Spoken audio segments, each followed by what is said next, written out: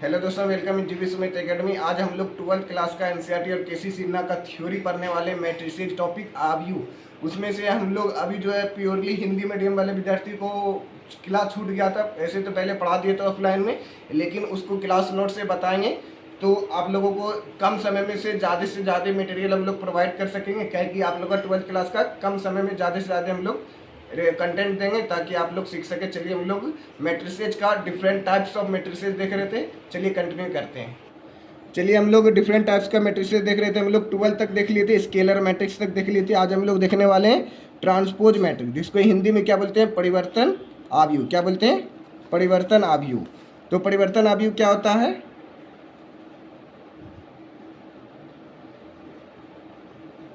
परिवर्तन आव्यूह क्या होता है? जब किसी मैट्रिसेज में संगत रो को संगत कॉलम में बदल दिया जाता है तो उसे ट्रांसपोज मैट्रिक्स कहा जाता है। यानी जब किसी मैट्रिसेज को संगत रो को संगत कॉलम, यानी कोई रो है, रो को बना देंगे कॉलम। मान लेते हैं ये रो है, ये मान लेते हैं ये मैट्रिसेज है 1 2 3 4 है, इसको कॉलम मैट्रिक्स बना दिए, 1 2 3 लिख दिए।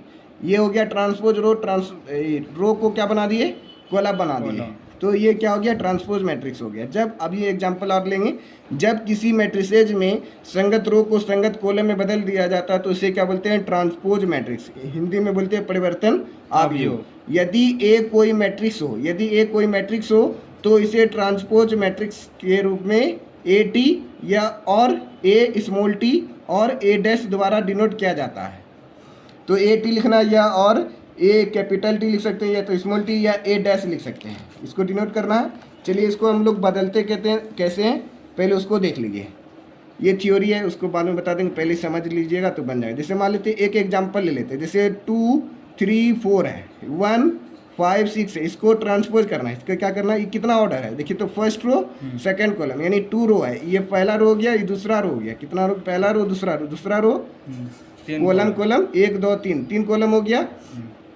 अब इसी का ट्रांसपोज करना है। इसी का क्या करना है? ए डैश निकालना है। ए डैश मतलब ट्रांसपोज मैट्रिक्स क्या होगा? या ए टी बोलेगा, क्या होगा?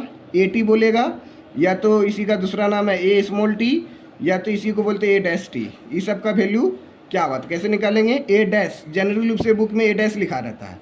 तो रो को क्या बोले थे? कॉलम बनाना। ये फर्स्ट रो है, इसको फर्स्ट कॉलम बना देंगे। क्या बना देंगे? First column. पहला रो को पहला कॉलम, यानी 2 3 4, इसको क्या बना देंगे? 2 3 4। ये रो है, रो को क्या बना दिए? कॉलम।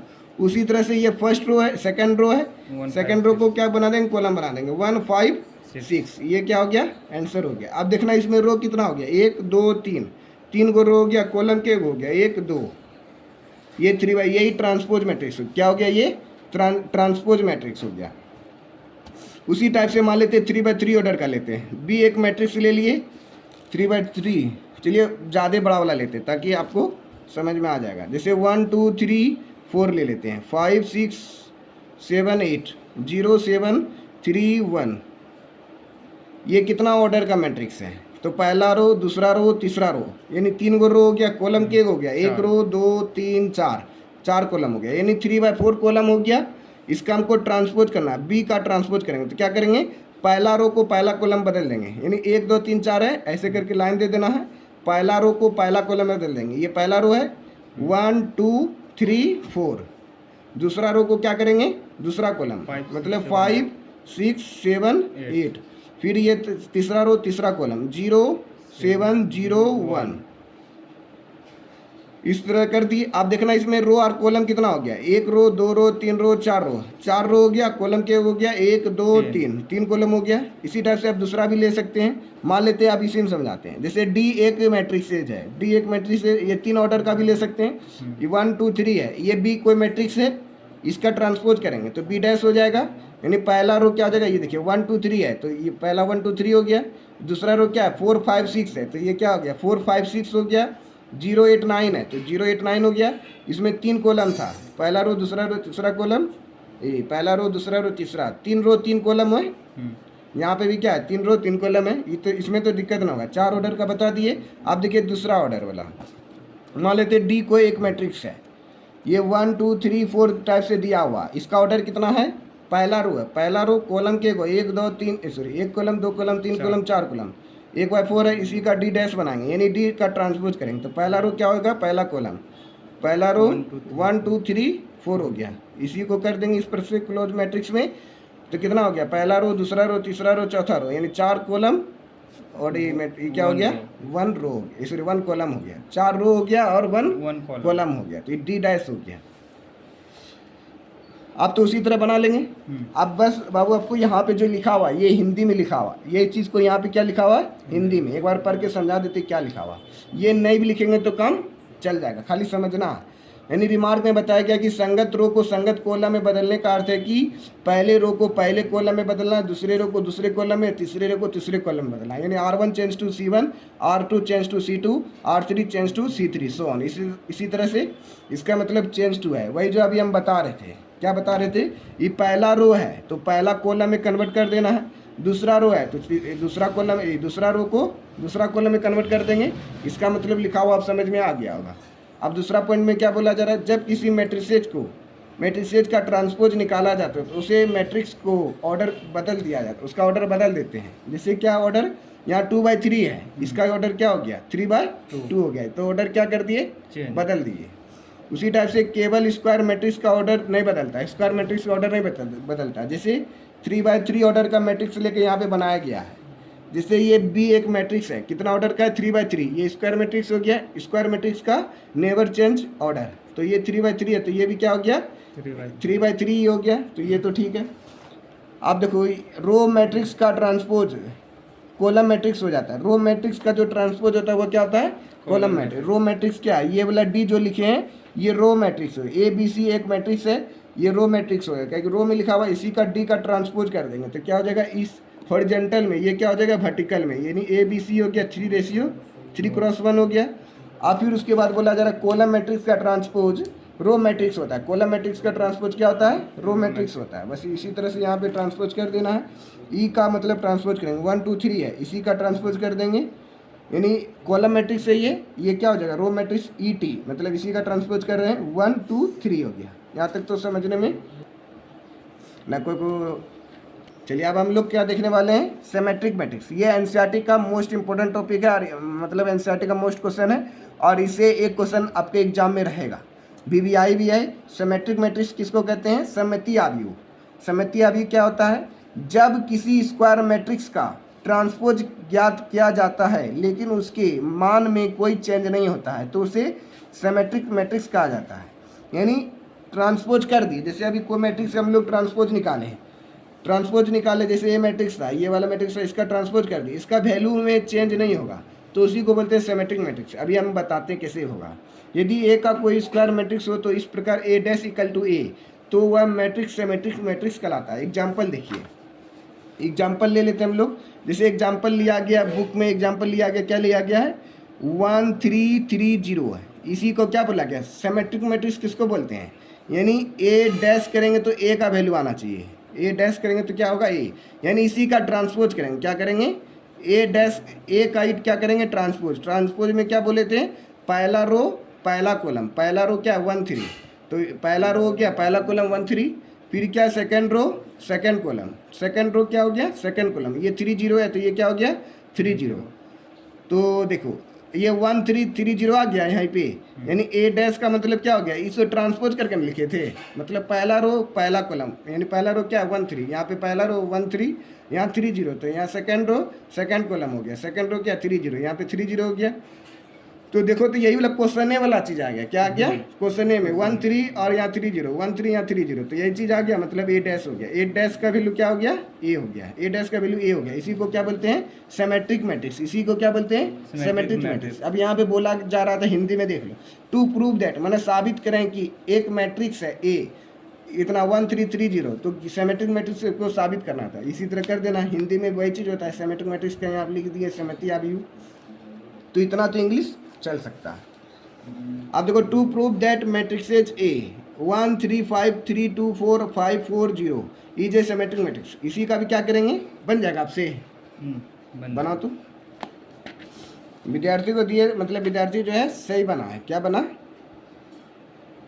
सही बना, क्या बना, जैसे ए कोई मान लेते कोई बी मैट्रिक्स था, बी का ट्रांसपोज कर दिए, ये क्या कर दिए B', तो B' क्या हो गया पहला रो पहला कॉलम 1 3 5 हो गया, पहला रो पहला कॉलम हो गया, सेकेंड रो सेकेंड कॉलम हो गया, sorry second row second column, third row third column हो गया। ये 3x3 ऑर्डर का, तो ये भी क्या हो गया 3x3 ऑर्डर का हो गया। तो इस तरीका से ये वाला, तो इसी तरह से बोलेंगे बी ट्रांसपोज, यानी बी का हम लोग कर दिए ट्रांसपोज बी हो गया। तो ये क्या हो गया सिमेट्रिक मैट्रिक्स का, ये क्या हो गया सिमेट्रिक मैट्रिक्स। चलो अब हम लोग और मोस्ट इम्पोर्टेंट क्वेश्चन देखने वाले हैं, इम्पोर्टेंट पॉइंट। तो देखो मतलब ये क्या हो गया स्क्यू सिमेट्रिक मैट्रिक्स। ये स्क्यू सिमेट्रिक मैट्रिक्स क्या बोलता है, स्क्यू मतलब क्या हो गया विषम, सिमेट्रिक मतलब क्या हो गया सममिति आव्यूह हो गया। अब जैसे बोला यदि ए कोई स्क्वायर मैट्रिक्स इस प्रकार हो कि ए डैश इक्वल टू माइनस ए, तो मैट्रिक्स ए का स्क्यू सिमेट्रिक मैट्रिक्स कहा जाता है। क्या बोला जाता है, ए डैश इक्वल टू माइनस ए, तो स्क्यू सिमेट्रिक मैट्रिक्स कहा जाता है। यानी उसी तरह करेंगे ए डैश इक्वल टू क्या होगा माइनस ए। जैसे कोई एक मैट्रिक्स लिया गया ए इक्वल टू 0 3 लिया गया, क्या लिया गया ए इक्वल टू 0 3 और 3 0, तो इसी का क्या करेंगे ए मैट्रिक्स है 0 3 3 0, आप समझ में आ जाएगा। जैसे ए ट्रांसपोज करेंगे ए डैश, ये क्या है पहला रो, ये क्या है पहला रो, पहला रो पहला कॉलम बन गया। जिस 0 3 -3 है, ये 0 -3 हो गया। फिर उसी तरह से ये सेकंड रो है, ये सेकंड कॉलम बन गया। ये 3 0 है, तो यहाँ पे क्या हो गया 3 0 हो गया। तो फिर देखना है क्या, यानी हमको क्या बोला गया था ए डैश इक्वल टू क्या होगा ए डैश इक्वल टू माइनस ए, क्या होगा माइनस, यहाँ पे माइनस हो जाता है। आप देखना कि यहाँ 0 3, यहाँ 3 0 है, तो माइनस क्या लेंगे कॉमन, माइनस क्या ले लिए कॉमन। यहाँ पे 0 मल्टीप्लाई -0, तो 0 ही हो जाएगा। अब यहाँ पे प्लस आना चाहिए, यहाँ पे क्या आना चाहिए प्लस। जैसे यहाँ से नेगेटिव लेंगे तो माइनस माइनस करेंगे तब ना प्लस आएगा यहाँ पे, तो इसलिए यहाँ पे माइनस देना पड़ा। यहाँ माइनस था पहले से, तो माइनस को मैं ले लेते, यहाँ प्लस हो गया।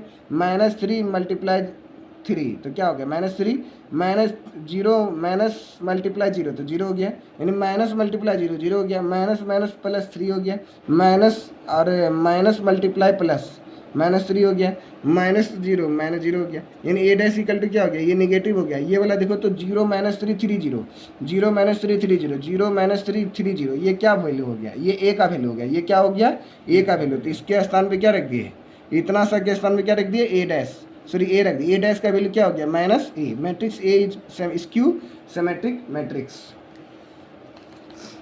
समझ में ये वाला चीज़ केक बनाएंगे आप। इसमें थोड़ा सा यहाँ पे कैसे गया सर माइनस, अरे यहाँ पे बनाओ तो रफ बोला, ये आपको रफ करवा रहे ठीक है। यहाँ पे देखो ए इक्वल टू क्या दिया गया है, ए इक्वल टू 0 -3 3 0। एक बार बता दे इसको, ए डैश करना है, क्या करना है ए डैश। क्या करेंगे, ये पहला रो है पहला कॉलम 0 -3 हो गया, ये सेकंड रो है सेकंड कॉलम हो जाएगा 0 3 हो गया। अब ए डैश इक्वल टू क्या करेंगे माइनस कॉमन ले लिए, ये वाला जो माइनस है ना माइनस बाहर ले लिए, क्योंकि इसकी सिमेट्रिक मैट्रिक्स किसको बोलते हैं, ए डैश इक्वल टू -a होना चाहिए। क्या होना चाहिए ए डैश इक्वल टू -a, यही हमको निकालना है। ए डैश दे दिए, अब इसे माइनस कॉमन ले लिए, क्या ले लिए माइनस कॉमन ले लिए, तो क्या हो गया यहाँ पे 0 हो गया, माइनस प्लस 0 हो गया। यहाँ पे माइनस गलती कर दी क्या, कॉमन लेते हैं 0 -3 हो गया। फिर यहाँ पे उल्टा लिख दिया, देखो फर्स्ट रो सेकंड कॉलम बनाना, यहाँ पे 3 0 होगा, यहाँ पे क्या होगा 3 0 होगा। यहाँ पे गलती कर देते, क्या कर दिए थे गलती, 3 0 होगा तो यहाँ पे 3 0 लिखेंगे ना। अब यहाँ पे माइनस कॉमन ले लेते, 0 मल्टीप्लाई 0 0 हो गया, माइनस यहाँ पे प्लस है, यहाँ पे प्लस कैसे आएगा, तो यहाँ पे -3 लिखना पड़ेगा। क्या लिखना पड़ेगा -3, माइनस माइनस प्लस +3 हो गया। यहाँ पे देखो माइनस, यहाँ पे पहले से माइनस लिखा, यहाँ पे 3 लिखना पड़ेगा, माइनस प्लस क्या हो गया -3। अब उसी तरह से यहाँ पे माइनस प्लस क्या हो गया 0 का 0 हो गया, माइनस मल्टीप्लाई 0 0 हो गया। अब ए डैश इक्वल टू क्या हो गया माइनस लिख दिए। अब ये वाला टर्म देखो तो ये चीज़ ऊपर वाला ही है 0 3, 0 -3 था क्या, हाँ 0 -3 0 -3 3 0, देखो तो 0 -3 3 0 0 0 -3 3 0 है। इसका मतलब ई माइनस का माइनस हो गया, इसका वैल्यू क्या है ए है, यानी ए डैश इक्वल टू क्या हो गया ए हो गया। इसी को क्या बोलते हैं स्क्यू सिमेट्रिक मैट्रिक्स बोलते हैं। इसी को क्या बोलते हैं माइनस माइनस प्लस हो जाएगा, और यहाँ माइनस से गुना करेंगे 3 में तो 3 माइनस, हाँ -3 हो गया, अब माइनस माइनस +3 हो गया, यहाँ 0 का 0 हो गया। ए डैश इक्वल टू -a, यही आंसर हो गया आपका। यही तो पूरा बोल रहा था निकालने के लिए, यानी स्क्यू सिमेट्रिक मैट्रिक्स। आप एक बना देखो इक्वल मैट्रिक्स, इक्वल मैट्रिक्स में क्या होता है बराबर मैट्रिक्स, यानी जब दो मैट्रिक्स का ऑर्डर एक समान हो और कम से कम एक एलिमेंट दोनों मैट्रिक्स में बराबर हो तो उसे क्या बोलते हैं इक्वल मैट्रिक्स। यानी दोनों का ऑर्डर क्या होना चाहिए समान होना चाहिए। यानी स्क्वायर मैट्रिक्स में दोनों, जैसे ए को एक मैट्रिक्स है ए 2 -3 5 4 है, बी एक मैट्रिक्स x y 5 z, और 2 मैट्रिसेज मतलब 2 को मैट्रिक्स है, देन मतलब तब find the value of x y z, तब ज्ञात करें x y z का मान क्या होगा। यानी जब दो मैट्रिक्स का ऑर्डर एक समान हो, जब दो मैट्रिक्स क्या हो ऑर्डर एक समान हो एक समान हो और कम से कम एक एलिमेंट मैट्रिक्स का बराबर हो, कम से कम एक एलिमेंट बराबर होना चाहिए। जैसे यहाँ पे देखो, यहाँ पे 5 है, यहाँ पे भी 5 है ना, यहाँ 5 है 5 है, तो ये नहीं, हमको यहाँ पे इक्वल मैट्रिक्स अप्लाई हो जाएगा। जैसे लिख दिए ए लिख दिए गिवन दैट में, बी लिख दिए, ये दोनों का ऑर्डर लिख दिए 2x2 ऑर्डर, इसका भी ऑर्डर क्या है 2x2 ऑर्डर, ये तो जानबे करते इतना दूर बना लेंगे। आप क्या बोला इक्वल मैट्रिक्स, यानी ए बराबर बी दे देंगे, ए बराबर क्या देंगे बी, तो ए का मान लिख दिए यहाँ पे, बी का मान यहाँ लिख दिए। अब बोला मैं इक्वल मैट्रिक्स में क्या होगा, एक एलिमेंट क्या होगा समान है, तो देखो यहाँ पे 5 है, यहाँ पे भी क्या है 5 है, यानी इक्वल मैट्रिक्स अप्लाई हो गया। यहाँ पे देखो x है, x का वैल्यू क्या हो गया 2, x का वैल्यू क्या हो गया 2। उसी तरह से यहाँ पे y का वैल्यू क्या हो गया यहाँ पे -3, y का वैल्यू -3, और z का वैल्यू क्या हो गया यहाँ पे, यहाँ z है, यहाँ z का वैल्यू क्या हो गया 4, तो z का वैल्यू क्या हो गया 4। तो इस टाइप से आपको अभी केसी सिन्हा का प्रॉब्लम देते हैं, आप बनाइएगा। चलिए हम लोग केसी सिन्हा का टाइप यानी जो एक्सरसाइज कौन सा है ये 5.1, एक्सरसाइज 5.1 का क्वेश्चन नंबर 2 का 12 का 1 बना रहे, 12 का 1 बना रहे। तो किस प्रकार से बनाना पड़ेगा, ये विद्यार्थी को दिए तो विद्यार्थी बना रहे थे लेकिन कहीं प्रॉब्लम हो गया। तो चलिए हम लोग सीख रहे हैं 12 नंबर का 1 नंबर, 12 नंबर का 1 नंबर एक्सरसाइज का। इफ़ आपको इस टाइप से दिया गया x + y 2 1 और x - y = 3 2 और 1 7। यहाँ पे क्या बोला गया, x और y का वैल्यू निकालने के लिए क्या बोला गया, x और y का वैल्यू ज्ञात करना, x और y का वैल्यू ज्ञात करना है, x और y का क्या करना है वैल्यू ज्ञात करना है ना। तो चलो x यहाँ पे देखो 1, यहाँ पे भी 1 यहाँ पे है, यानी इक्वल मैट्रिक्स लग जाएगा। चलो आप देखो कैसे बनाएंगे, x + y का वैल्यू कितना दिया गया है, x + y का वैल्यू क्या दिया गया 3 दिया गया, क्या दिया गया 3, x + y का वैल्यू क्या हो गया 3, x + y का वैल्यू क्या हो गया 3, x + y का वैल्यू कितना हो गया 3, यहाँ पे भी 2, यहाँ पे भी 2 है। अब x - y का वैल्यू कितना हो गया 7 हो गया, x - y का वैल्यू क्या हो गया 7। अब आप लोग 10th क्लास में पढ़े हैं, क्या पढ़े हैं, ये इक्वेशन 1 हो गया, ये क्या हो गया इक्वेशन 2 हो गया, ये दोनों को ऐड करेंगे, एडिंग इक्वेशन 1 और 2 दोनों को क्या कर रहे हैं ऐड कर दिए। अब देखो +y और -y क्या हो जाएगा कट जाएगा, +y और -y क्या हो जाएगा, ये दोनों कट ना जाएगा, ये दोनों कट गया, तो बचा क्या x 2x = 7 3 10, x का मान कितना हो गया 2 टेबल में 10 5 बार में x का मान कितना हो गया 5। आपको इक्वेशन में रख देंगे x + y = 3 है, x + y = क्या है 3 है, तो x का मान 5 हो गया, तो y का मान कितना होगा निकाल लेंगे हम लोग, y = क्या हो जाएगा 3 + 5 इधर आके क्या हो जाएगा -5, तो y = क्या हो गया -2 हो गया, y = क्या हो गया -2। अब यहाँ पे x का मान कितना हो गया 5 हो गया, y का मान कितना हो गया -2 हो गया, यही क्या हो गया आपका आंसर हो गया।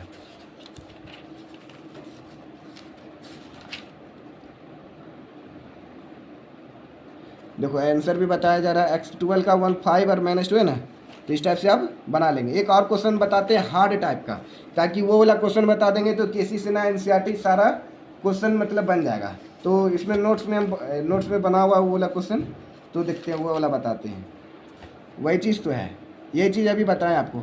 जैसे ही ये वाला क्वेश्चन दिया गया x + y = 1 और x - y = 4, तो देन निकालना है वही सब, x + y = 1 x - y = 4, तो इस टाइप से बनाए, यही तो बताएं आपको।